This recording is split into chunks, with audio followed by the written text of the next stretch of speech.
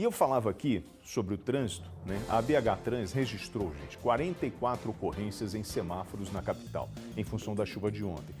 Sendo semáforos em flash piscando ou falta de energia durante a chuva de ontem na capital. Segundo o órgão, a capital conta com 1.124 cruzamentos semaforizados e as equipes realizaram a manutenção de 44 locais com ocorrências. A BH Trans informou ainda que, em virtude das chuvas, além dos semáforos, foram registrados 8 acidentes, 4 quedas de árvores e 8 veículos com problemas mecânicos em um ponto de alagamento. Os agentes de trânsito realizaram ações nas vias, sobretudo nos locais em que as ocorrências poderiam impactar a segurança do pedestre e motorista, tá bom? Além da sinalização preventiva e o trecho de alagamento e quedas de árvores. A capital conta, para a gente ter uma ideia, e foi um número que eu perguntei, nós temos 500 agentes de trânsito da BH Trans que todos os dias do ano, 24 horas por dia, atuam em turnos. Operam e orientam motoristas, pedestres, motociclistas e ciclistas nas 10 regionais da cidade. Pois bem, BH Trans, mas a turma reclama que não vê o agente de trânsito. Eu queria saber como a gente consegue melhorar o trânsito de Belo Horizonte. E aí eu fiz um convite para o Sérgio Missior, arquiteto e urbanista, especialista em mobilidade urbana. Vem para cá. Como é que você está? Você está bem? Vai, Bom, ótimo. primeira coisa que eu quero saber é essa história do semáforo em amarelo, em flash. Porque aqui a gente usa em flash, mas no Código Nacional de Trânsito é amarelo piscante, não é isso? Bom, como é que a gente resolve isso? É um semáforo velho, precisa de tecnologia. Por que a gente não vê o agente de trânsito atuando?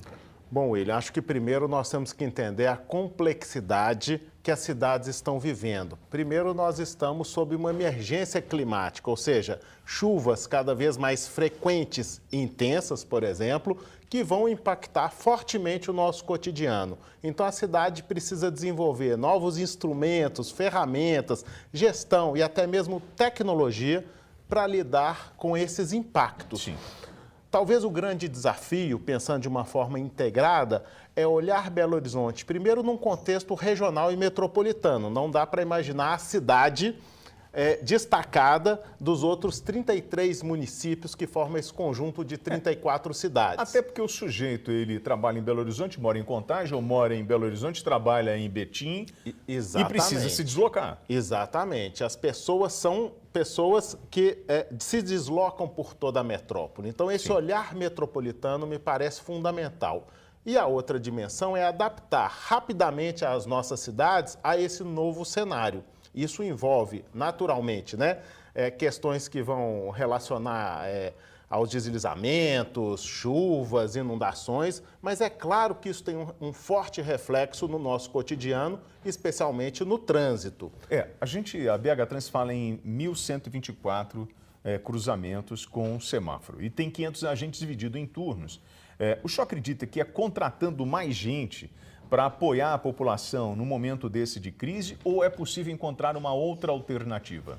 Hoje, William, nós temos diversos recursos, além dos recursos humanos, os recursos tecnológicos. E a gente precisa lançar mão desses recursos, seja na questão da prevenção, inclusive com sistemas de alerta, que nós já convivemos com isso, mas especialmente para integrar todo esse sistema ligado à mobilidade de pessoas e de cargas, para que a gente tenha uma cidade mais inteligente. Ou seja, sistemas integrados, onde, porventura, até mesmo os veículos como ambulâncias, carros de bombeiro, o transporte coletivo tenham prioridade neste momento. Então, essa gestão mais eficiente, ela vai se beneficiar dessa tecnologia e de uma gestão naturalmente mais avançada. Um centro de monitoramento da prefeitura. Sim. Nós já temos a Defesa Civil que solta os alertas para a gente o tempo inteiro. Tem o monitoramento dos rios, né? E aí tem lá a medição direitinho, aí vem o alerta. A gente consegue saber que vai chover muito no Barreiro.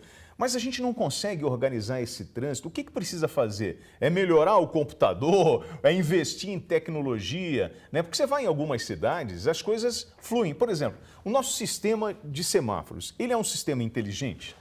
Bom, ele tem algumas soluções inteligentes, mas tem muito espaço para melhorar. Então, nós precisamos pensar a cidade como uma espécie de um hardware, onde rodam poucos softwares. E a gente precisa fazer dessa mesma estrutura uma estrutura que possa rodar soluções inovadoras, novas ferramentas que vão se apoiar na tecnologia, mas nós temos que pensar também nessa região metropolitana, onde as pessoas moram, William, cada vez mais distantes das suas oportunidades de trabalho, de educação, de saúde. Na medida em que a gente reorganiza o nosso tecido urbano, as pessoas vão estar mais perto do seu motivo de deslocamento. Sim. Isso por si só já vai melhorar a mobilidade. E o outro ponto é o transporte coletivo.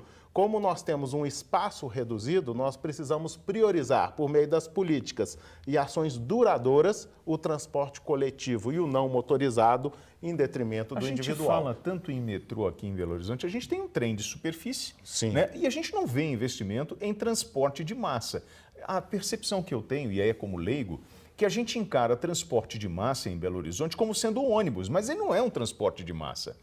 Sim, nós precisamos ter soluções integradas e são soluções multimodais. Então, podemos ter um transporte de baixa e média capacidade, integrado a um transporte de alta capacidade como o metrô, pensando do ponto de vista metropolitano, e esses investimentos têm que ser contínuos, né? Já passou da hora de Belo Horizonte ter os grandes corredores com o BRT. Veja que só um investimento na Antônio Carlos e na Cristiano Machado há mais de 10 anos reduziu o tempo de viagem dessas pessoas que utilizam o transporte coletivo, sim, em mais de 30%. O senhor falou uma coisa, vai um recado aí para o prefeito de Belo Horizonte, Álvaro Damião. Em 1962 eles lançaram os Jetsons, lembra disso? Eu tenho até aqui anotado o nome dos Jetsons. Você lembra disso, hein, ô meu sonoplasta maravilhoso? Que a gente tinha. Olha aí, para os mais antigos aí, eu tô com 55, sou de 69, e eu lembro dessa série onde você tinha lá, vou lembrar o nome dos personagens, está aqui, ó. O Jorge Jetson, a Jenny, o Astro, que era o cachorro, a Judy, o Eloy, e era uma cidade inteligente e futurista. Então, em 1962, a gente já estava fazendo parte do que a gente via naquele desenho animado, já está sendo aplicado aqui. Então, Belo Horizonte precisa enxergar o futuro e investir em tecnologia, porque é assim que a gente muda a realidade, não é isso, professor? Sem dúvida. E essa tecnologia e essas soluções precisam atender a todas as regiões, não podem ficar concentradas só nas áreas centrais, precisam especialmente ser investido na periferia. Senhor, obrigado pelo bate-papo, foi ótimo te conhecer, William. E quero ver você mais vezes aqui para a gente poder cobrar das autoridades, tentando achar um caminho para a gente crescer cada vez mais e levar bem-estar para a população. Um abraço, meu irmão. Olha aqui.